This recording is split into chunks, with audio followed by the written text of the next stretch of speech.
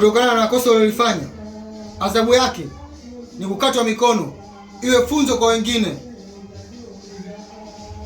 Diamond Platinum, Zuchu, Divoice, bila kumsahau Bosokan, Lavalava. Nahitaji nguvu yenu ili kukamilisha jambo hili. Wasafi.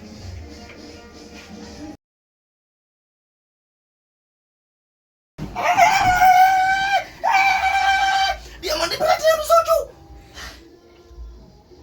Mkono wangu sijakatwa.